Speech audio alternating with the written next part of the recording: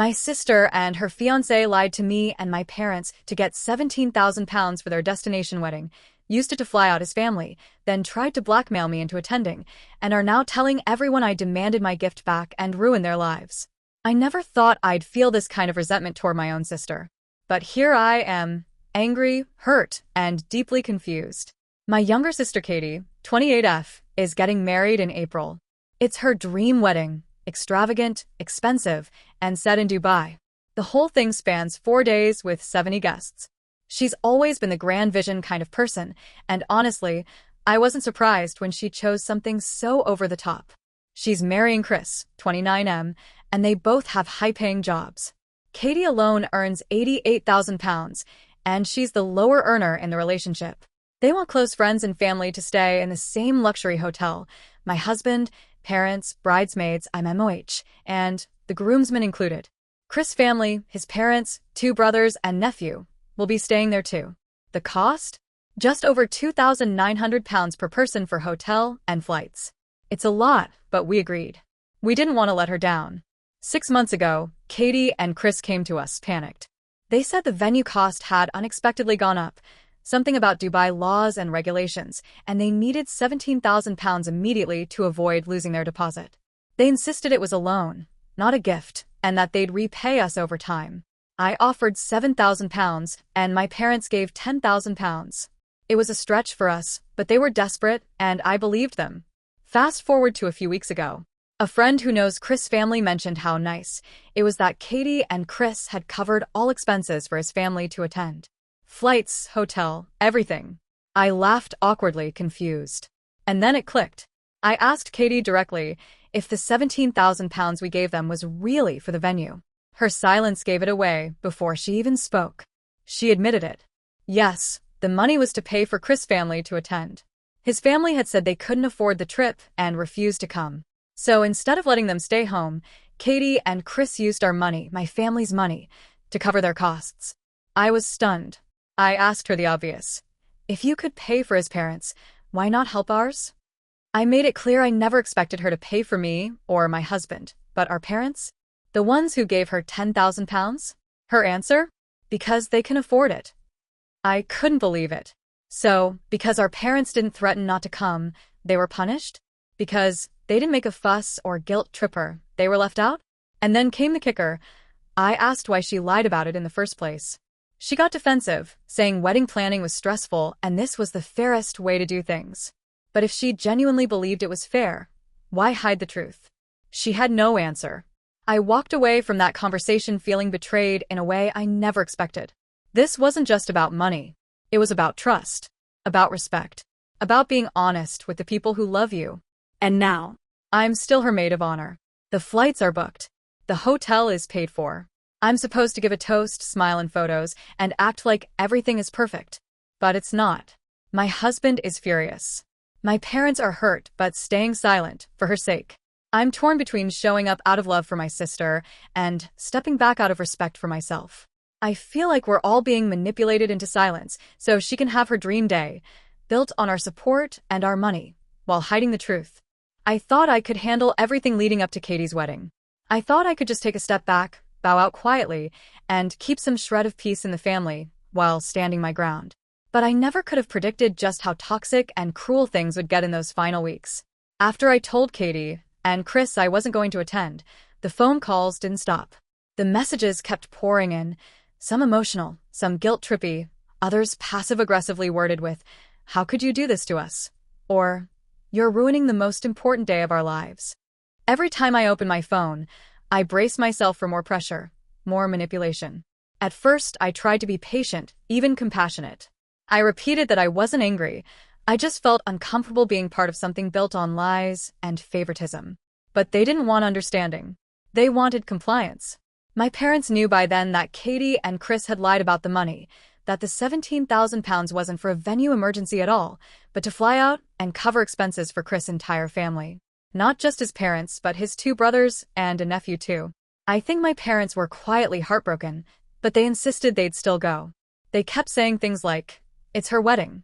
We don't want to make it worse," or, "We'll deal with everything afterward." They were trying to keep the peace. But I couldn't do it. To me, it wasn't just about the money, it was the principle. Our parents gave them £10,000 in good faith. I loaned £7,000 without blinking because I believed I was helping my sister in a crisis. But instead, we were manipulated, tricked, and then expected to smile and pretend it was all okay. If they couldn't afford to treat both families equally, they should have either helped none or just covered their own essentials. But instead, they bailed out Chris' side entirely and told us a complete fabrication to get the money. When I asked Katie why she didn't at least offer the same to our parents, if they were covering for Chris' family, she told me, because they can afford it. As if that somehow made it fair. As if generosity and decency are only owed to those who shout the loudest or complain the most. And then, just a few days before they were due to fly out, I got a voicemail that changed everything. It was from Katie. She was clearly drunk, her voice slurred and full of venom. She said, "If you don't show up, you're not my sister anymore. You're embarrassing yourself. You're making me and Chris look bad in front of everyone. You're a horrible person." But then it got worse. So much worse. She said that if I didn't attend, she and Chris would not repay the loan. That they'd say it was a gift, that I had no proof, and that if I wanted the money back, I'd have to take her to court. She said the contract was fake and that no one would believe me anyway. It wasn't just cruel, it was blackmail. I sat there, stunned, replaying the message over and over again. I never imagined Katie was capable of something so bitter, so cold-blooded. That voicemail ripped away the last thread of doubt I had about whether I made the right decision. I shared the voicemail with my parents. My dad's face went pale. My mom just sat silently for several minutes, staring at nothing. I think part of them had held on to the belief that Katie was just stressed, that maybe she didn't mean to deceive anyone, that everything could still be salvaged. But that voicemail shattered any illusions. That night, my parents pulled out of attending the wedding. It wasn't an easy choice for them. They were heartbroken. My mom kept saying, "How did we raise someone who would say such awful things?" My dad was already calling the bank and discussing options for how we might legally recover the loan.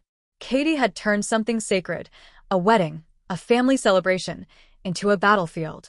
The wedding went ahead without us. I don't know many details. A few people who were there sent me photos or updates, but I didn't look too closely. I didn't want to see pictures of smiling faces, knowing what it cost us emotionally and financially to get them there. I don't know if Katie even told people why her parents and sister weren't there. Maybe she spun a story. Maybe she didn't care.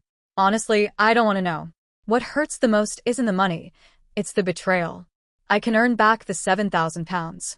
My parents will recover eventually too. But the damage to our trust, to our family's foundation, that's the real cost. Katie and I grew up sharing secrets, dreams, late-night talks. I was her maid of honor, her confidant. And now I'm just nothing. Disposable. She hasn't apologized. The only follow-up I got was a curt, one-line text weeks later that said, "I hope you're happy now." No remorse. No responsibility. Just more deflection.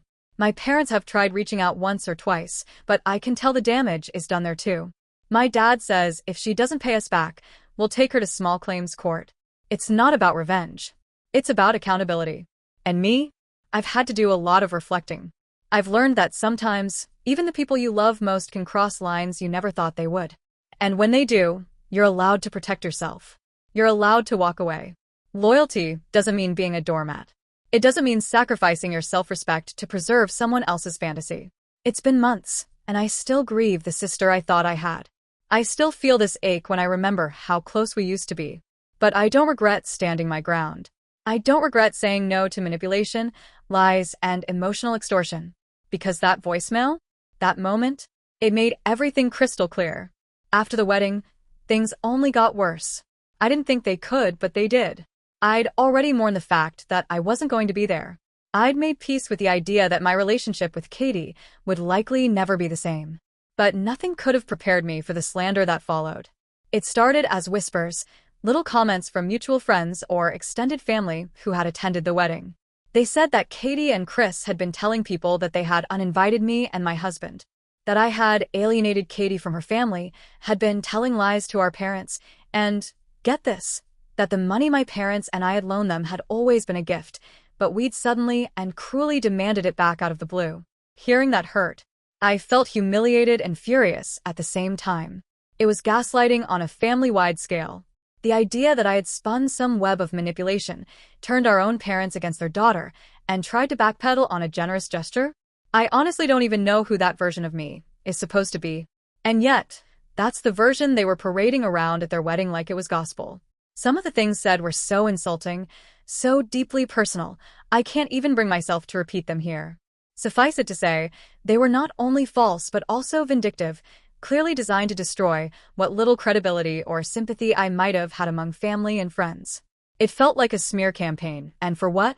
Because I wouldn't roll over and accept being lied to? Now, here's where it all comes full circle. As I mentioned before, my brother-in-law, who's a solicitor, had drawn up legally binding repayment contracts for both the £7,000 I loaned and the £10,000 my parents gave them. Everyone signed. It was clear, official, and done in good faith. But shocker, the first agreed-upon repayment date came and went without a word from either Katie or Chris. I had half expected it, to be honest. After the voicemail Katie left me before the wedding, I knew they weren't taking this seriously. But I didn't expect them to be so bold as to ignore a legal agreement entirely. So, my brother-in-law took over from there. He sent them a polite follow-up, then a formal notice. Weeks passed with radio silence until one day, we got an email from what appeared to be a law firm, but it just didn't feel right. The email claimed the money had been gifted, that our contract was fraudulent, and that if we wanted the money back, we should take them to court. Honestly, the audacity. I don't think they ever expected us to call their bluff. In response, my BIL sent a copy of the voicemail Katie had left me, the one where she clearly said they wouldn't repay the loan if I didn't attend the wedding. Along with that, he attached a final demand notice stating that the original repayment schedule was now null and void, and that we were demanding full repayment within 30 days or we'd proceed to court. And wouldn't you know it? 5 days later, the entire sum appeared in our bank accounts. Just like that. No note, no apology, no explanation. Just the money, dumped back into our accounts like they hoped it would make us go away quietly. But I couldn't feel relief, just a hollow kind of closure. Yes, we got the money back. But the damage? That's still here. And yet the lies haven't stopped. Even after all that, after the manipulation, the blackmail, the silent treatment, the legal back and forth, Katie and Chris have continued telling anyone who will listen that we demanded our gift back. That we disowned them. That our cruelty has put them in a difficult financial situation. As if they didn't blow thousands flying his entire family to Dubai, all while lying to us to make it happen. I've spent months now trying to figure out how things got to this point. I never wanted any of this. I wanted to be the maid of honor. I wanted to be proud of her, to stand beside her, to toast to her future. But instead, I watched as my sister weaponized guilt, turned a lie into a campaign, and burned bridges that might never be rebuilt. I wish things were different. I really do. There are moments when I look back at us as kids, playing in the garden, fighting over who got the last pancake, whispering secrets late at night, and I just ache. I miss her. The version of her before all this. The sister who didn't lie, or threaten, or slander. But I've come to accept that maybe that version of her only ever existed in my mind. Maybe I wanted to believe she was better than she really is. And maybe that's why this hurts so deeply, not just because of what she did, but because of who I thought she was. At the end of the day, I can live without the money. I can even live without a wedding. But what I can't keep living with is this idea that it was somehow my fault. Because it wasn't. I didn't lie. I didn't manipulate. I didn't break trust. I reacted to betrayal with boundaries, and if Katie sees that as abandonment, that's on her. So no, I don't think I'll ever have a relationship with her again. That thought is devastating, yes. But I finally understand something now. You can love someone and still choose yourself. And that's exactly what I did.